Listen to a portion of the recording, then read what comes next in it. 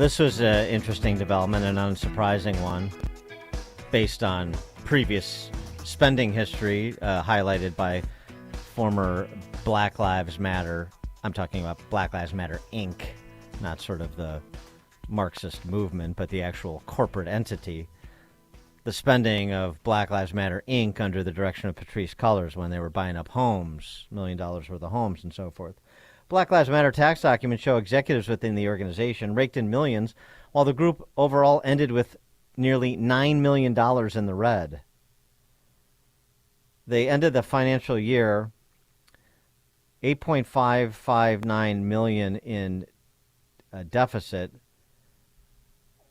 which represents quite a decline from the $42 million that Black Lives Matter Global Network Foundation raked in last year.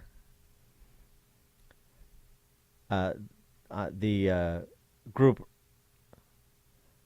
garnered $8.5 million this past financial year, but spent $17 million on expenses. Those expenses, the executives.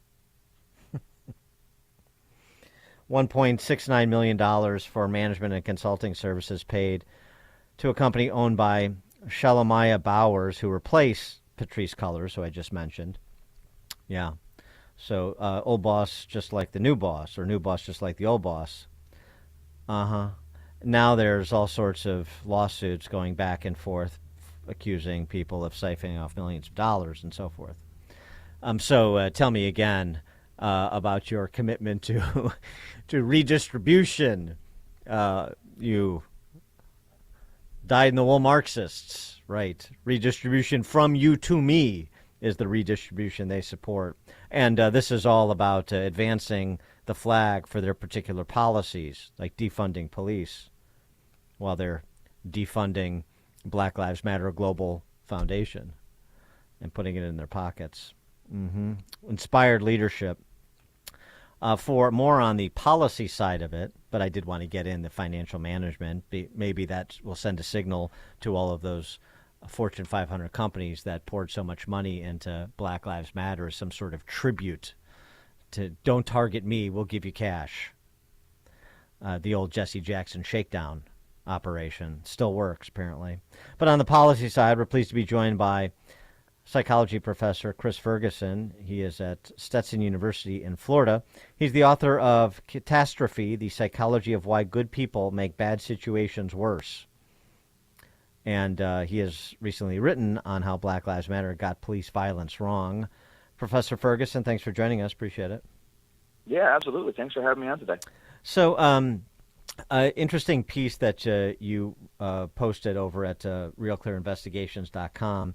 And let's start with race relations before we get to Black Lives Matter specifically and the collapse of race relations, because it's a story that's been told, but I think it needs a retelling given the racial polarization and the race wars that are being instigated by so many on the left. I talked actually earlier in the show today, the Illinois Education Association in the state of Illinois, teachers union here, in their attack on the tax credit scholarship program. One of the arguments they make is that more plurality of kids benefiting from the program are white kids. That's an indictment of the program, according to them, even though what all the kids have in common, white, black, Latino, Asian, is that they're from moderate income households, and that's why they qualify for the scholarships. But if you're white, you're guilty, so that's a problem, so we can't have a plurality of whites benefiting from any program, even if they're similarly situated to their minority counterparts financially. And so that's where we're at. That's, I think, a good example of where we're at. We have neo-segregation going on in classrooms. That's a real good example of where we're at. And all of this is belied by the promise of electing the first black president who was going to unify our country and move us in a direction of color blindness. What's happened in the last 15 years? Yeah, so the interesting thing about the data on race relations is if you look at the trends, you see that through most of the early 2000s, that most people, whether they were black or white, had relatively positive views of race relations in the U.S. It wasn't perfect, of course, but majorities of citizens, both white and black, kind of felt like things were moving in the correct direction. And that was really fairly stable through the Bush years. It was really stable through most of the Obama years. And then in 2014, you see the beginning of a massive drop-off of this for both white and black citizens. And that drop-off has continued through the present day. So that's led a lot of people to kind of wonder, what happened in around 2013, 2014 to kind of start this process moving along. Now, if you look at the actual numbers of how people are doing in society, any of these issues that we're talking about, whether it's police shootings or issues in education or jobs, that things have not really gotten worse. There's not any evidence of more racism in the United States, for instance. Police shootings are down, not up. Jobs come and go, of course, but generally speaking, the economy has not gotten worse in the sense of it hitting Black Americans or Latino Americans differently from white Americans, for instance. So there's really nothing in the numbers to suggest the U.S. has gotten worse in terms of things like racism. If anything, quite the opposite. So it becomes a question of, well, why did all of a sudden in 2014 everybody start to decide that things had gotten worse, in terms of race relations in the U.S.?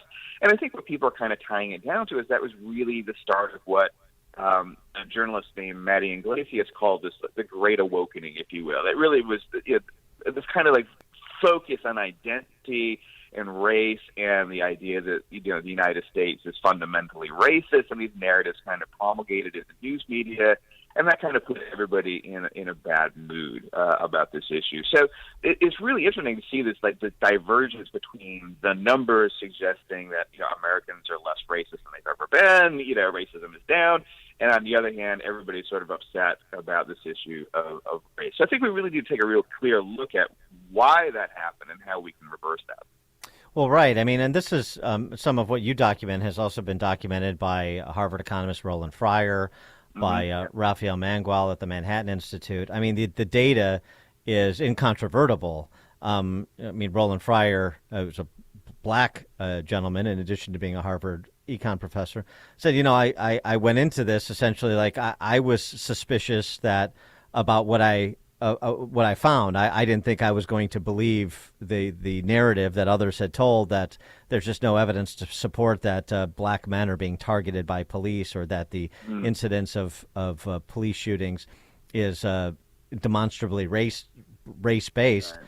But the data is the data is the data. I'm an economist, and so he had to concede the point, which he did. But it just doesn't matter.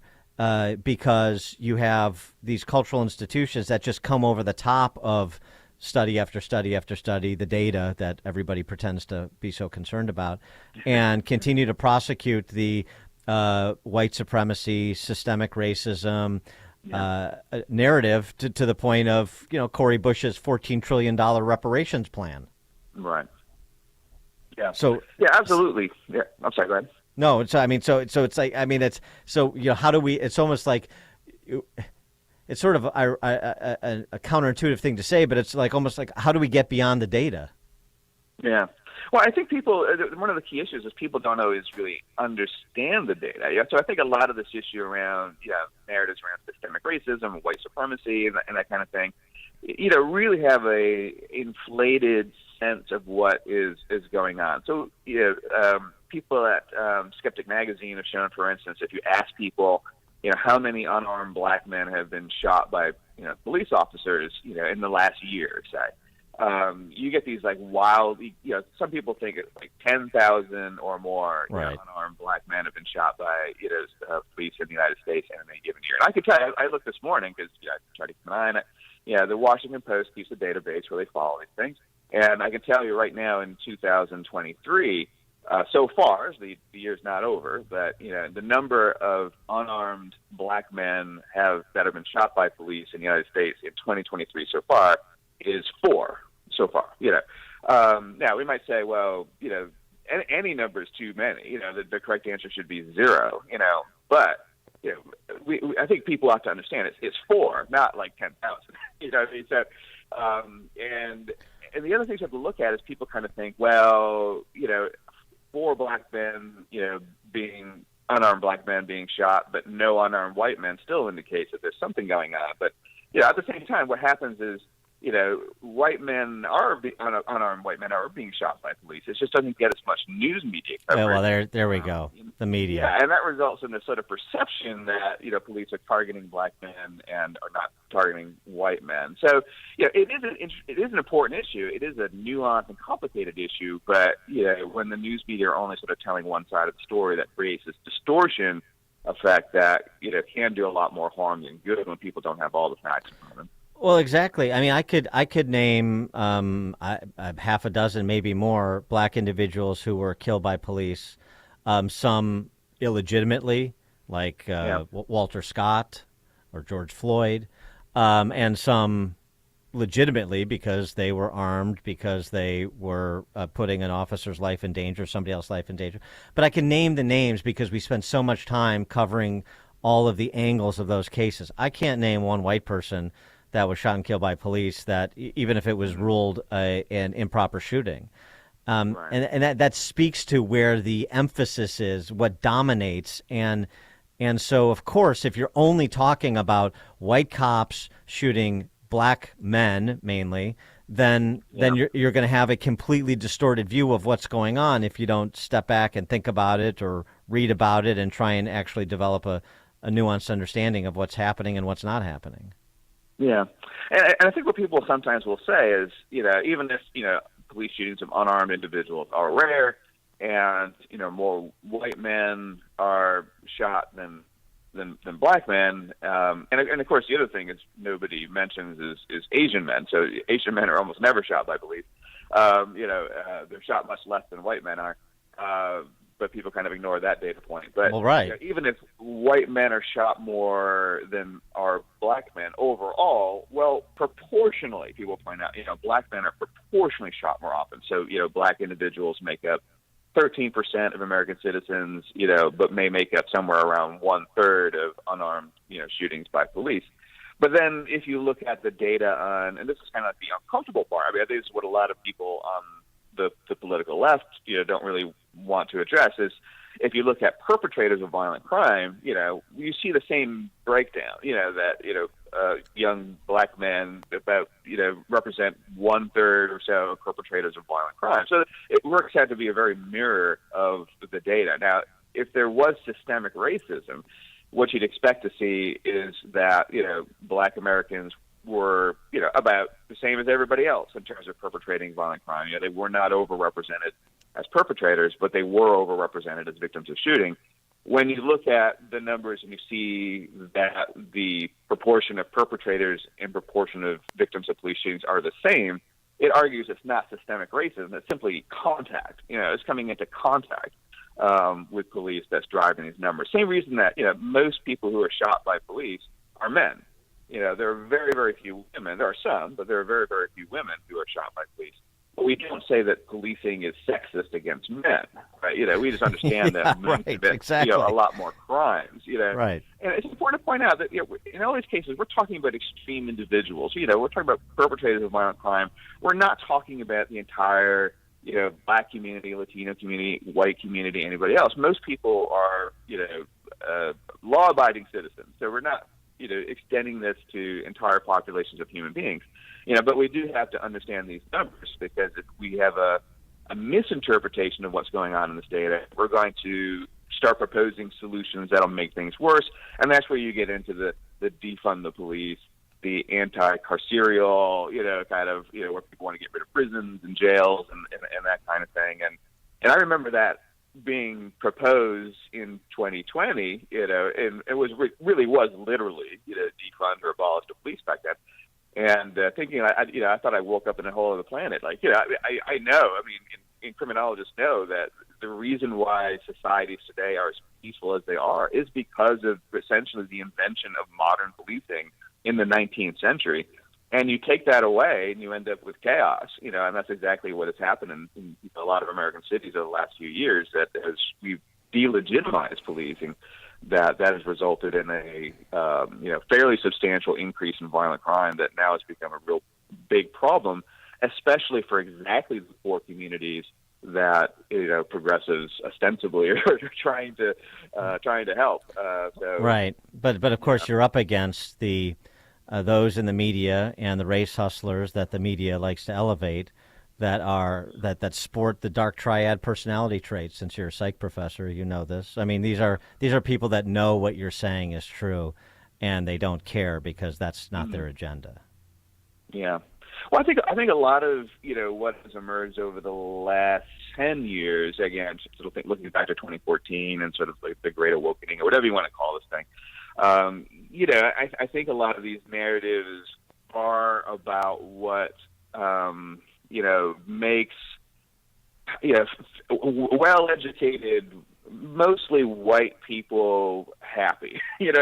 Feel good about themselves. It's really not a movement that is well designed to help poor people. And I think that's where you see when people talk about Black Lives Matter or something of that sort, that there seems to be this massive concern about policing. And like I said, I mean, the number of people that are shot by police in any given year, whether it's legitimate or not legitimate, is dwarfed by the number of homicide, victims. And so there is this question I certainly agree, Black Lives Matter, but why don't the lives of Black homicide victims matter, when we're talking about this stuff? And it seems like, people are not concerned about that issue. And if you ask a lot of these communities, whether they're Black or white, or Latino, the poor communities that are struck by crime, they want more police. They want police to respond better. They're only interested. They're only interested in those murders, like at the network affiliate level, for their murder du jour, for the grieving relative. That's what they're interested in for exploitive purposes, which is part of the sickness as well. He is Chris Ferguson. He's professor of psychology at Stetson University in Florida, author of Catastrophe: The Psychology of Why Good People Make Bad Situations Worse. Professor Ferguson, thanks for joining us.